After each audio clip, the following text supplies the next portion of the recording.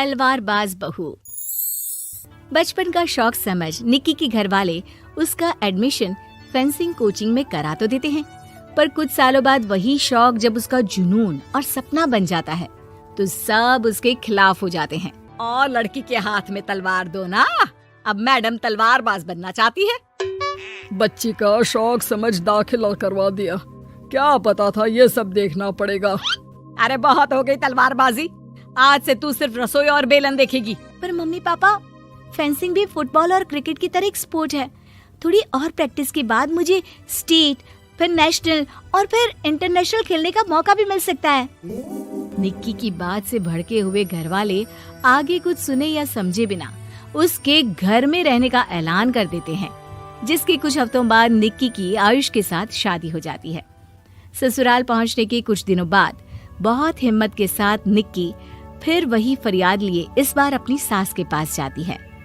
Mummy जी, क्या मैं coaching दोबारा शुरू कर सकती हूँ? कैसे कोचिंग? तेरे मम्मी पापा ने तो हमें किसी कोचिंग या पढ़ाई के बारे में नहीं बताया। वो पढ़ाई नहीं, फेंसिंग की कोचिंग है। और देख, अपने अंग्रेजी के बड़े बड़े शब्द ना मुझसे ना बोला कर, सीधे सीधे बता कि ये फेंसिंग है क्या। मम्मी पापा के साथ अपने एक्सपीरियंस के बाद निक्की कोई रिस्क ना लेते हुए सास से झूठ बोल मंजूरी ले लेती है और इसी के साथ निक्की के सपनों की दुनिया शुरू हो जाती है, जिसमें अब वो सुबह उठ जल्दी जल्दी घर का सारा काम खत्म करके ज्यादा से ज्यादा समय अपनी फेंसिंग प्रैक्टिस में बिताने लगती है। इसी तरह महीने बीत जाते हैं। वाओ, आई कांट बिलीव, जो सपना एक बार नामुमकिन लग रहा था, आज मैं उससे सिर्फ 2 हफ्ते दूर हूँ। निक्की, तुम बहुत अच्छा कर रही हो, बस अपने फॉर्म को खराब मत होने देना और नेशनल्स का मेडल तुम्हारे गले में आना पक्का है। इस बात को सुनकर निक्की नेशनल गेम की खुशी में झूमती हुई जैसे ही उस शाम घर पहुंचती है तो आयुष को पैर में प्लास्टर के साथ सोफे पर बैठा देख परेशान हो जाती है। ये क्या, कैसे हुआ? किसी ने मुझे फोन क्यों नहीं किया? ऑफिस से आते हुए रास्ते में किसी ने टक्कर मार दी, इसलिए बहू कल से इसके ठीक होने तक तो कोचिंग से छुट्टी ले ले, डॉक्टर ने पूरा बेड रेस्ट बोला है। पति की हालत और सास की बात से हैरान परेशान निक्की आगे कुछ बोले बिना अपने कमरे में चली जाती है। अब मैं क्या करूंगी? दोनों तरफ मेरी जिम्मेदारी है, अगर एक भी पूरी नहीं की तो लाइफ में दोबारा सुकून की सांस नहीं ले पाऊंगी। सच बता दूं क्या? नहीं, अगर इन्होंने भी घर में कैद कर लिया तो बचा कुचा मौका भी खो दूंगी। भगवान, आपने मुझे कहाँ फंसा दिया। मन ही मन ये सब सोचते हुए निक्की घर के काम और पति की सेवा में लग जाती है। इसी तरह 1 हफ्ता बीत जाता है।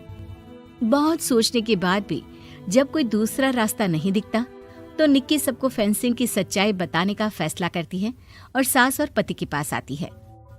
मम्मी, आयुष, मुझे आप दोनों से एक बात करनी है। तुम्हें भी मम्मी की तरह गैस हो गई है क्या? तू भी बूढ़ी औरत की मजाक उड़ा ले। एक दिन जब तेरे बच्चे तेरा मजाक उड़ाएंगे ना तो मैं भी उनके साथ बैठकर हंसूंगी। घर का ये हंसता खेलता माहौल देखकर निक्की आगे कुछ बोल ही नहीं पाती। तभी गोलियां चलने की आवाज सुनकर सब डर जाते हैं और कुछ आतंकवादी घर में घुसकर सबको बाहर निकाल देते हैं, जहां उनके एरिया के बाकी सब लोग भी इकट्ठा होते हैं। ये किसी भी तरह के होशियारी नहीं करेगा, हमें बस कुछ समय के लिए चुप रहने की जगह चाहिए, इसलिए अगर तमीज में रहोगे तो जिंदा बच जाओगे, और अगर मरने का ज्यादा मन हो तो अपना सीआईडी वाला दिमाग चला सकते हो। डर की वजह से कोई इसके आगे कुछ नहीं बोलता। कुछ घंटे इसी तरह आतंकवादियों की कैद में बैठे रहने के बाद निक्की की सास गुस्से में चिल्लाने लगती है। अरे तुम कल मुँहों को आम लोगों को परेशान करने के अलावा और कुछ नहीं आता क्या? मैं कहती हूँ, अरे एक एक को मेरी बद्दुआ लगेगी, कोई जिंदा नहीं बचेगा। ये अब क्या कर रही हो मम्मी? सॉरी, वो परेशान हो गई इसलिए कुछ भी बोल दिया। प्लीज इन्हें छोड़ दीजिए, अब कुछ नहीं बोलेंगी। अरे तू डरपोक की तरह इनसे माफी मांग रहा है, कुछ तो अपने पापा के गुण ले लेता। अगर आज वो यहाँ होते तो इतनी देर में सबका गला काट चुके होते। क्या मतलब?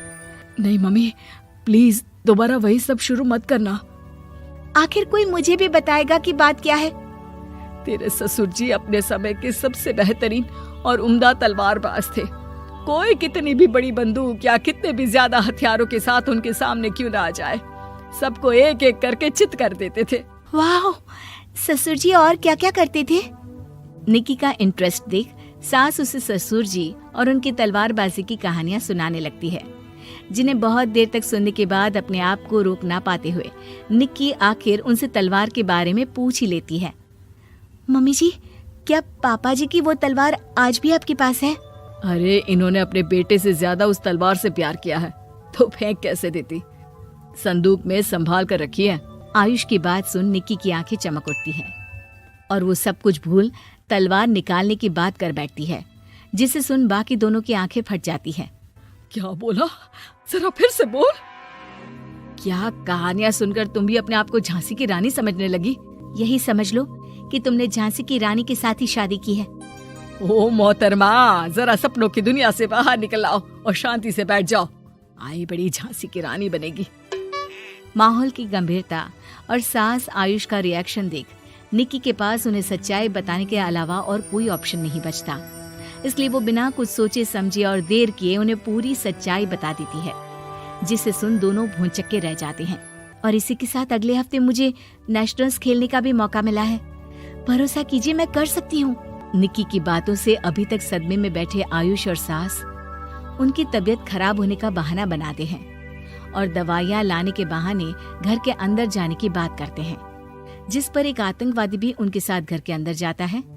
निक्की दवाइयाँ लेने के बाद बाथरूम का बहाना बनाकर सास के कमरे में पहुंच जाती है। अब क्या बाथरूम भी साथ चलोगे? यहीं कमरे में रुको। 5 मिनट में बाहर नहीं आई तो अंदर आकर सारी गालियां सिर में उतार दूंगा। निक्की बाथरूम के अंदर चली जाती है। अब क्या करूं? तलवार कैसे निकालूं? मुझे किसी भी तरह इससे छुटकारा पाना होगा। सोच निक्की, जल्दी कुछ सोच। कुछ देर परेशान बाथरूम में इधर से उधर घूमने के बाद निक्की की नजर फर्स्ट एड बॉक्स पर पड़ती है और वो तुरंत उसमें से कैंची निकालकर उसे छुपाते हुए चुपचाप बाहर निकल आती है। हो गया तुम्हारा सारा नाटक खत्म, अब चुपचाप ये दवाइयाँ उठाकर बाहर चलो। ऐसा बोलकर जैसे ही आतंकवादी मुड़ता है, निक्की तुरंत उसकी गर्दन पर कैंची से वार कर देती है और उसकी बंदूक हाथ में लिए संदूक से तलवार निकालने लगती है, जिसके कुछ देर बाद वो घर के पीछे वाली खिड़की से बाहर निकलकर छुपकर एक एक करके सब आतंकवादियों पर वार करके उन्हें घायल कर देती है। अब सारे पब्लिक की कैद में आ जाते हैं। ये सब देखकर आयुष और सास के साथ सारे लोग दंग रह जाते हैं। सास का सर गर्व से ऊंचा हो जाता है। मेरी बहू सिर्फ नेशनल्स नहीं, इंटरनेशनल भी खेलेगी। हाँ।